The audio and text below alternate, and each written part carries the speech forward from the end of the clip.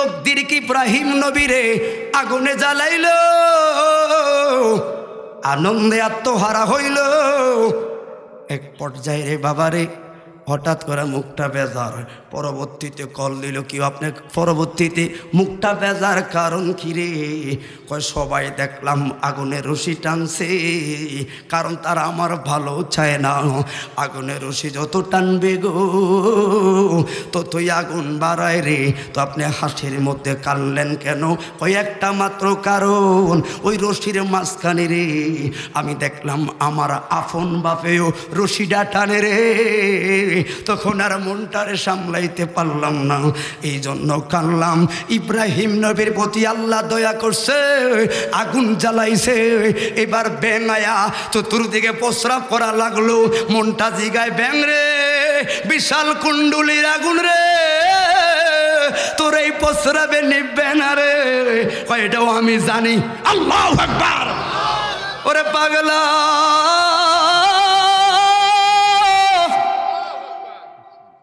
হে পাগলা, বিশাল কুণ্ডুলির আগুন তোর প্রস্রাবে নিপ্ত না, কয় জানি। ওই তুলে কিল্লে প্রস্রাব করলি, আল্লাহরে দেখাইছি ব্যাং ইব্রাহিম নবীর পক্ষে আছে। আমার প্রস্রাবে আগুন নিপ্ত না, কিন্তু আমি ব্যাং ইব্রাহিম খলিলুল্লাহর পক্ষে গো। ঠিক না বেটে? ইব্রাহিম হলো খলিলুল্লাহ, আদম হলো সফিউল্লাহ, মুসা নবী কালিমুল্লাহ, ওরে ঈসা রুহুল্লাহ রে। সব নবীরা টাইটেল পাইল এই দুনিয়াতে আসার পরে, কর্মের মাধ্যমে টাইটেল পাইল রে। মুসা নবী আল্লাহর সাথে কথা বলতে বলতে আল্লাহ নামই দিল কালিমুল্লাহ, ঈসা রুহুল্লাহ। ফতিয়া হইল বন্ধু, ঈসা নবী হলো রুহুল্লাহ, আদম হলো সফিউল্লাহ, ইব্রাহিম নবী খলিলুল্লাহ। সব নবীরা টাইটেল পাইছে দুনিয়াতে আয়া মাওলা প্রেমে পইরা। আর নবী ও মাসুমুন, নবীরা নিষ্পাপ, তারপরও পয়গম্বর হওয়ার পরেও আমার মাওলারে পাওয়ার লাইগা পাগল রে। ও বন্ধু, ইব্রাহিম নবীর কথাটা বইলা যায়, তখনই বুঝতে পারবেন তোমার নবীর টাইটেলের মূল্য কত।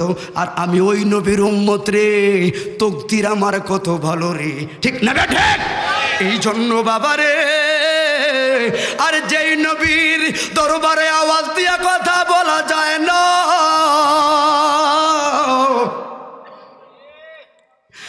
যেই নবীর কণ্ঠের উপরে আওয়াজ তুললে আল্লাহ আয়াত নাযিল করে, ইয়া আইয়ুহাল্লাযীনা আমানু লা তারফাউ আসওয়াতাকুম ফাওকা সাওতুন নবী।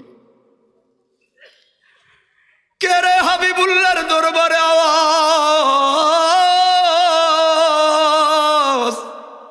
চুপ কর, আওয়াজ নিচু কর। নবীর এটা যারা মদিনা গেছেন, রোজার ঠিক সামনে তিনটা লেখা, এর মধ্যে মাঝখানের লেখাটাই হলো লা তারফাউ আসওয়াতাকুম ফাওকা সাওতুন নবী। নবীর উম্মত আমি আর আপনি। ঠিক না বেঠে? শুধু খলিলুল্লাহর উদাহরণটা দিলে হাবিবুল্লাহর প্রেমটা নিজেই বুঝতে পারবেন। খলিলুল্লাহকে যে পরীক্ষা দিতে দিতে দিতে দিতে আত্মত্যাগ, এমন পরীক্ষার সম্মুখীন, সর্বশেষ বিসিএস এর উপরে যেটা কষ্ট আর সহ্য হয় না, সর্বশেষ উত্তীর্ণকারীর উপাধি হলো খলিলুল্লাহ। পরীক্ষা দানকারী, এত বেশি পরীক্ষা দিয়েছে ইব্রাহিম নবী শুধু মাওলার প্রেমে, অথচ জান্নাতি। কথা বলে ঠিক না বেঠে? সন্তান হয় না, শর্ট করে দিয়ে আল্লাহ সন্তান দিল ইসমাইল জবিউল্লাহ। আল্লাহ এবার জিবরাইল আইসা ডাক দিল, পয়গাম্বর, ও পয়গাম্বর, মাওলারে লাগবো নি রে। ইব্রাহিম নবী কয়, কিরে কসরে জিবরাইল? জিবরিল মৌলা সারা ইব্রাহিম নবী বুঝি না গো, কই আল্লাহরে পাইতে গেলে রে ইব্রাহিম নবী রে দিল এই সন্তানের দিকে মায়ার নজরে তাকানো যাইতো না, এই সন্তানরে আদর করা যাইতো না, কুলেও লওয়া যাইতো না। 80 বছর পরে গো সন্তান দিছে গো আল্লাহ গো, এখন আবার কয় মাওলারে পাইতে গেলে কুলেও বেলে লওয়া যাইতো না, আদর করা যাইতো না। যা জিবরাইল রে, কুলে না লইলে আমার খোদাই কি খুশি নি রে,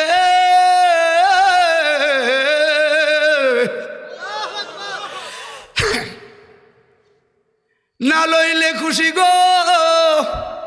কয়েকদিন পরে আবার এক বাইতো রহম যাইতো না।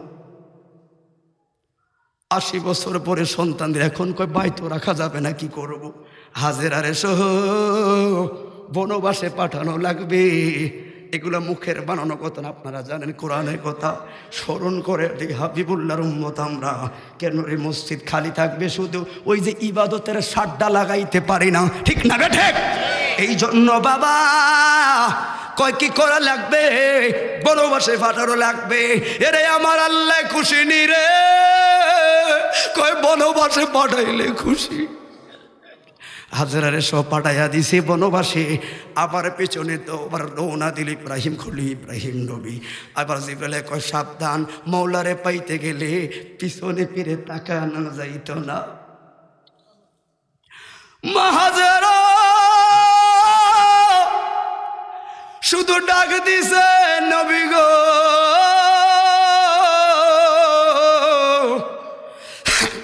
গহীন জঙ্গলে পানি নাই, খাবার নাই, টাকা নাই, পয়সা নাই,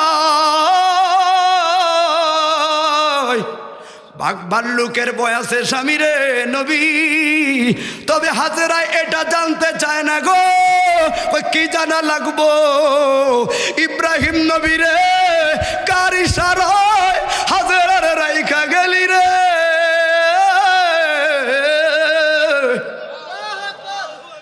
এবার একটু দাঁড়ায়া এইভাবে আঙ্গুলটা উপরে শুধু তুলছে, কথা কয় না। হাজেরা আলহামদুলিল্লাহ যথেষ্ট, ভালো হইতে না কথা কি বুঝছেন আমার?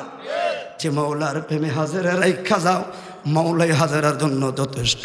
বিনয়া বিনয়া চোখের পানি ছাড়ছে রে, যেই ভূমিতে আমি হাজেরার ইসমাইল রাইখা গেলাম, আল্লাহ ওই এলাকাতে তুমি ফল ফলাদির অভাব রাখো না। বন্ধুরে কিয়ামত রাগ পর্যন্ত সব দেশের ফল ফলাদি শেষ হইয়া যাইব রে, কিন্তু সৌদি আরবের ফল ফলাদি শেষ হইতো না। কারণ কি? পুত্রের মায়া। ওই দিন গোড়া দৌড়াইছে আর বিনয়া বিনয়া চোখের ফলে ফলাইছে ইব্রাহিম নবী। এবার বড় হইল আরো 60টা দেই, কি করা লাগবে? রহমান রে লাগবো রে, ফলা যেটা রইল বনে জঙ্গলে জবাই করা লাগবো। আল্লাহ খুশি নি রে, কই খুশি জবাই করলে। মা হাজেরারে ডাক দিয়ে শর্ট করে দেয়, হাজেরা গো, ও হাজেরা আমার ইসমাইলে দেখো, আপনার ছেলে ঘুমায়, ওরে খেজুর পাতার চাকনিতে যাইয়া দেখছে রে, যার গুফালে নূর নবীর নূর মুবারক, ওরে একটা পূর্ণিমার চাঁদ ঘুমায়া রইছে রে। ইব্রাহিম নবী চোখের পানি ফালাইল, ডাক দিল, আয় আমরা যাইব দাওয়াতে রে। শয়তানে কুমন্ত্রণা দিল, ইসমাইল তোর বাবার ভিতরে চুরি আছে রে, তোর জবাই করব। ইসমাইল কই, আল্লাহর কসম, আল্লাহর কসম, আল্লাহর কসম, ইব্রাহিম নবী যদি আদরের পুত্রের সন্তান রে জবাই করতে হয়, আমার মাওলার কথাই জবাই করবে। আমি ইসমাইল রাজি রে, রাজি।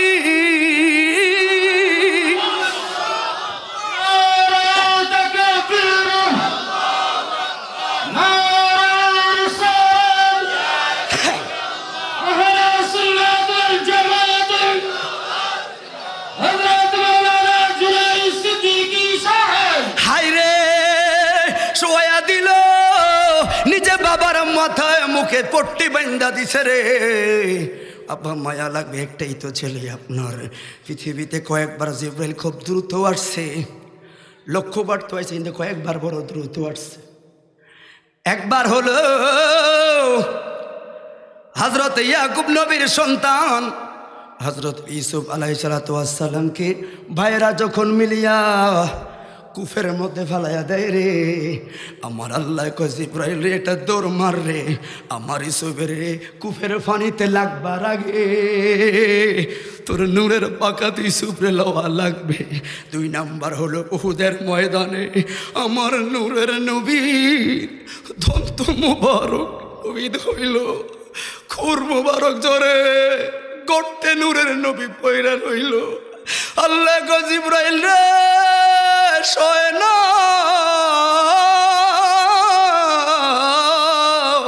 হাবিবুল্লাহর খুর মুবারক জমিনে পড়লে দুনিয়ায় সবুজ শ্যামল গাছ রাখতাম না রে,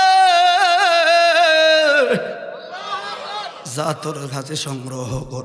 3 নাম্বার হলো আল্লাহ কয় রে জিবরাইল সিদরাতুল মুনতাহাতে একটা দৌড় মারো। ইব্রাহিম নবী তরবারি উঠাইয়া দিছে আর ইসমাইল নবীর নিচে শোয়া, তোর 3-4 হাত মাত্র ডিস্টেন্স, এই তরবারিটা লাগবার আগে জান্নাত যাইবি, জান্নাত যাইয়া দুম্বাই আনবি আর দুম্বাটা আইনা ইসমাইলরে সরাইবি, দুম্বাটা শোয়া দিবি আর ইব্রাহিম নবীর কানে কানে কইবি আর লাগতো না কুফাদি পাইছেন কই কি কয় খলিলুল্লাহ, হাত তুলে বলি আল্লাহু আকবার। কোথায় গিয়া টাইটেল ঠিকই ইসমাইল নবী শুয়ে গেছে তরবারি চালাইয়া দিছে গো, ঘর ঘর ঘরে ঠিকই রক্ত বের হয়। ইব্রাহিম নবী কান্দে, কিন্তু ডাইনে একজনে স্লোগান দিল খলিলুল্লাহ, বামে আর একজনে স্লোগান দিয়ে উঠছে খলিলুল্লাহ। কিরে ফট্টি কইলা দেখে পুত্র দাঁড়াইয়া রইছে, মরে না।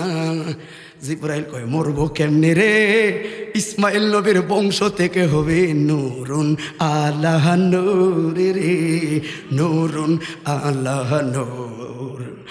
আমার বাড়ি নবী অনেক দূরে, রেখেছ আমায় পাগল করে, আমার বাড়ি নবী অনেক দূরে, রেখেছ আমায় পাগল করে, হৃদয় দিয়ে ডাকিও কাতুরি, কবে যে দেখিব আমি কদম খানি, ও মায়ার নবীজি। জবান খুলে বলি ইয়া রাসূলুল্লাহ। তাহলে খলিলুল্লাহ কই ফাইল, শুধু একটা টাইটেলে কথা দিলাম, কোথায় থেকে একজন অথচ নিষ্পাপ জান্নাতি, কোথায় থেকে কোথায় আইনার লাস্টে উপাধি হলো কি খলিলুল্লাহ। তাহলে প্রত্যেকটা নবীরা এমন পরীক্ষা দিয়ে টাইটেল পাইল। এবার সোনলুয়ার বাবা, সাদিপুরা চান্দুর সায়দাপুরের বাবা, নাসিরপুরের বাবা, তোমার আমার নবীর টাইটেল কি গো? আরে আদম নবী গন্ধ খাইল, আমার আল্লাহ শ্রীলঙ্কায় পাঠাইয়া দিল, 350 বছর কানল রে, ক্ষমা পায় না। হঠাৎ মনে পড়ল, ও মাওলা মাওলা রে, তোমার লামুকানের রহমতের নামের কাছে একটা নাম দেখলাম, ওই নামের একটা টাইটেল সুন্দর করে সাজানো, টাইটেলটা হলো হাবিবুল্লাহ। ওই হাবিবুল্লাহর খাতিরে আদমের প্রতি কি দয়া করা যায়নি রে? কথাটা শেষ হইতে না হইতে জিব্রাইলকে ধরতেন, জিব্রাইল কয় আদম নবী গো, 350 বছর কই ছিলেন গো?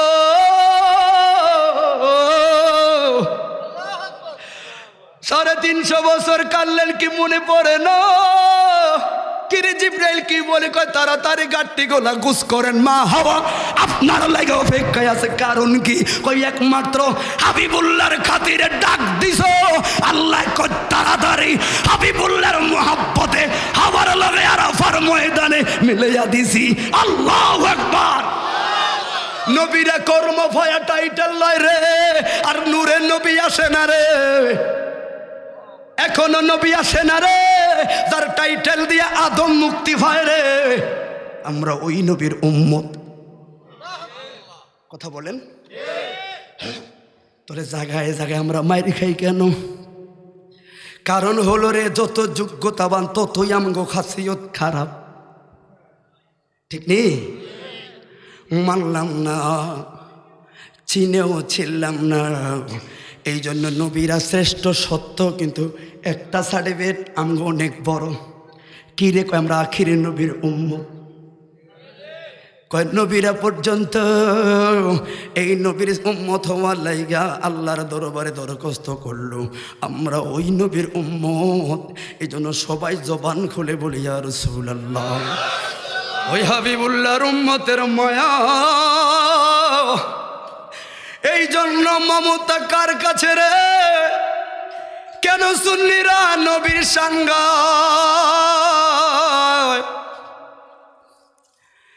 কেন রে ওই হাবিবুল্লাহর পাওয়ার আশায় ডাররা দরবারে, শাহপুর দরবারে, ভান্ডারিয়া টুসি দরবারে যায় দৌড়াই রে, দৌড়াই। একটা মাত্র কারণ, আমি গুনাহগার, আমার নবী লাগবো। নবী ছাড়া আমার মরণে, কবরে, হাসরে কোনো জায়গায় দেখি আমার গতি মিলে না। আল্লাহর কথা, জাহান্নামের কথা শুনলে এত ভয় লাগে, আবার জান্নাতের কথা শুনলে বড় আফসোস লাগে। হায় গো, জাহান্নামের আগুনের কথা শুনলে ভয় লাগে,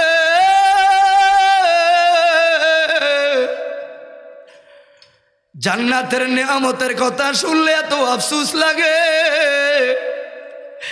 তাই নলুয়ার গুনাহগার রে কে সান্ত্বনা দিব রে? এই জন্য তো দরয়া নবীর সালাম দেই রে। হাজার গুনার মাঝে হৃদয়ের কোনো একটা জায়গায় ইশকে রাসূলুল্লাহটারে বাঁধা রাখি। যদি হাজারো গুনাহগার, কিন্তু ফেরেশতারা মাইর দেওয়ার আগে কইবে রে, এটা মাঝে মধ্যে দেখছি ইয়া নবী সালাম আলাইকা কইয়া দাঁড়াইছে। আগুনে ফোরানোর আগে ভাববে এটা গুনাহগার ঠিকের, এটা নবীরে নূরের নবী কইয়া পাগলামি করছে। গুনাহগার রে, কিন্তু রবিউল আউয়াল আইলে পাগলটায় দৌড়াইছে নবীর মিলাদে। এই জন্য বাবা, ইশকে রাসূলুল্লাহ রে বড় দামি সম্পদ। নামাজ, রোজা, হজ, যাকাত হলো 2 নাম্বার, ইশকে রাসূলুল্লাহ হলো 1 নাম্বার। কথা বলে ঠিক না বেঠে? সবাই মনে রাখবেন, শেষ কথা বইলা যায়, তাহলে ওই হাবিবুল্লাহর উম্মত হই আমরা, শ্রেষ্ঠ নবীর শ্রেষ্ঠ উম্মত। ওই নবীর প্রতি 5 ওয়াক্ত নামাজ আমার আল্লাহ ফরজ করলো। আমার নবী বলেন, উম্মতের ওই উম্মতের দোল মসজিদ বইরা বইরা নামাজ পড়বি, আর জান্নাতে আমার লগে থাকবি।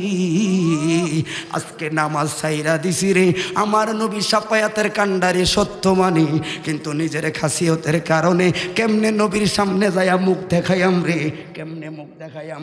এই জন্য বাবা, শুধু মাহফিলে আসলে হবে না, 5 ওয়াক্ত নামাজ লাগবে, হালাল জীবন লাগবে, সুখমুক্ত জীবন লাগবে। কারণ নিঃশ্বাসেরও বিশ্বাস নাই, কোন দিন জানি আমি মইরা যাই, ওই মরণকালে বুঝতে পাইরাম রে আসলে যে দিনের নবী কইয়া গেছে আপন আমার নবী রে, কিন্তু নবীরে আপন মানলাম না, আপন ভাবছি নিজের ছেলে রে। এই জন্য ছেলের মায়ায় ছেলেরে 10 লাখ টাকার ঘুষ দিয়া কসুয়ার ব্যাংকে চাকরি লইয়া দিলাম, আমার ছেলে আমারে খাওয়াইব রে। কিন্তু আপন ভাবলাম মেয়েরে, মেয়েরে বিসিএস ক্যাডার পরিবার বানাইলাম, ও মা মেয়ের লাইগা জীবনটা শেষ করলাম, আপন আমার স্ত্রী রে নলুয়ায় আলিশান বাড়ি কইরা দিলাম, আপন আমার বাইরে বাইরে আপন করিলাম, আর আল্লাহ নবীর বুইলা গেছি, এই জন্য গাড়ি চালাইছি নামাজের খবর নাই, প্রবাস নামের জাহান্নামে মরুভূমির বালুরে গাম খাওয়াইছি রে, নামাজের খবর নাই কারে রে, আপন আমার ছেলের বাইবা রে, আপন আমার মেয়েরে বাইবা, আপন সমাজটারে বাইবা, চিনলাম না নবী রে, মানলাম না আল্লাহ খোদার ইবাদত রে, আমার আজানটা চলছে, আমি কাস্টমারের কাছে মাল বিক্রি করতে আসি রে, কারণ আসর যায় মাগরিব যায় বিক্রি চলা লাগে, তোমার দিলে কি দেয় না, আমার টাকা আমার ব্যবসার টাকা দিয়া কে সফল হবে রে, আমার ছেলে মেয়ে রে, ওই কোন দিন বুঝবা, ইমাম গাজ্জালি দাকাইকুল আকবারে বইলা যায়, ওরে জগতের মানুষ রে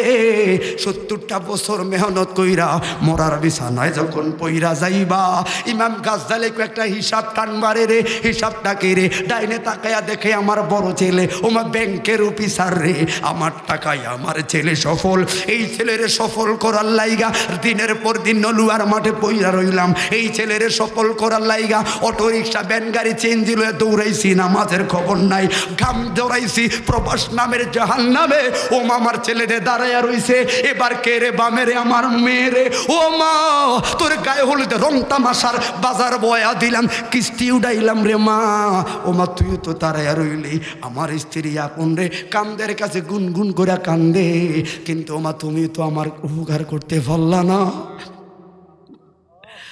তোমরা যে সবাই দাঁড়াইয়া রয়েছো তুমগুলাই তো সুদ খাইছি, আরে তোমরা লাইগা নবীরে বইলা গেছি রে,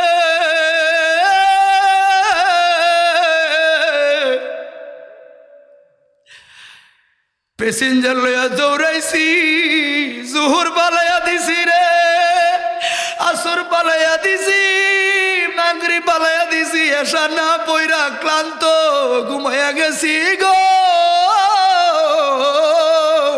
আর তোরা দেখ আমার বড়র কালে সাকরাতুল মউতের বিছানায় পড়ল,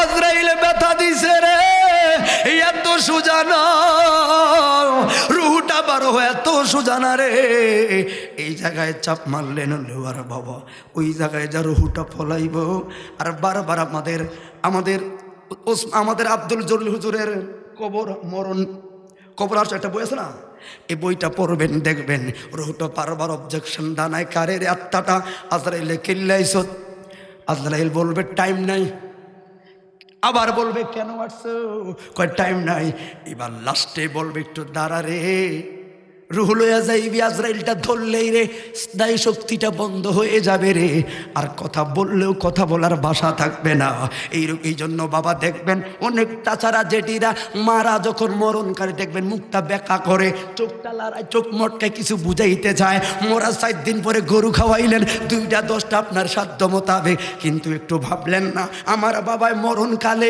এই যে মুখটা ব্যাঙ্গাইল, আমার বাবায় মরণকালে আমার দিকে যে তাকাইয়া রইল, আমার বাবায় মরণকালে নাকটারে কেন করলো, একটা আলেমের কাছে গেলেন না, আমার বাবা জিহ্বাটা লড়াইছে, আমার বাবা যে মরণকালে কাঁদছে, হুজুর রহস্যটা কি গো, খালি গরু খাওয়াইলেন, আমার বাবাই কি মেসেজ দিয়া গেল,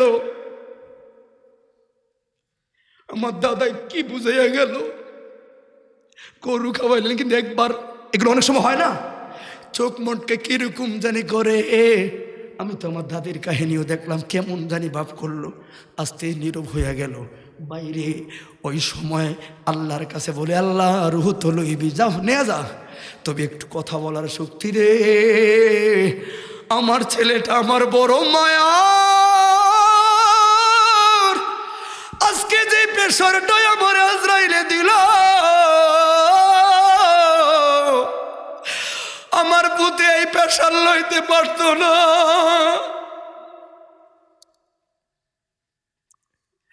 আমার মেয়েটা বড় আদরের রে আল্লাহ, স্ত্রী বড় মায়া,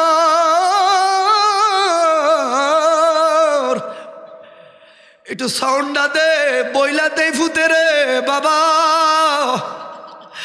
আজরাইলের প্রেশার বড় কঠিন রে, মুসিটা ধরবি।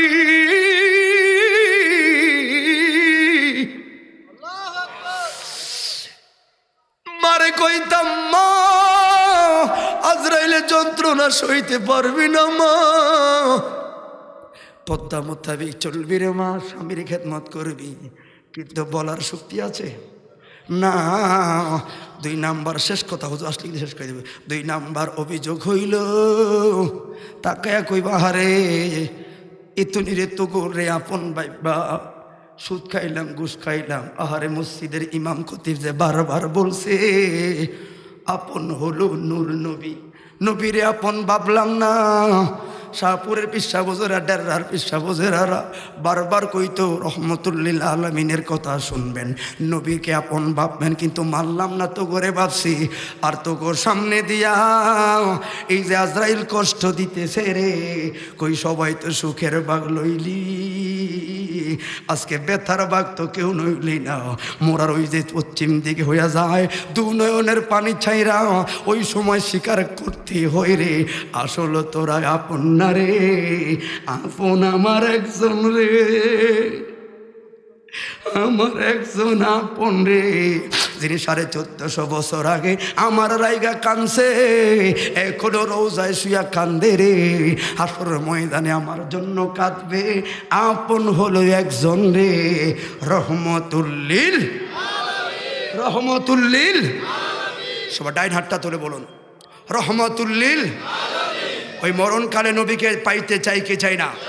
সবাই দিব্যি কোন আমার সাথে সবাই বলবেন মরণে চেহারা বারক দেখায়, বলুন মরণে। হাত উঠা, হাত বসে নামান, সবাই বলবেন, হাত উঠে কিছু না বল, সবাই মহব্বতে বলবেন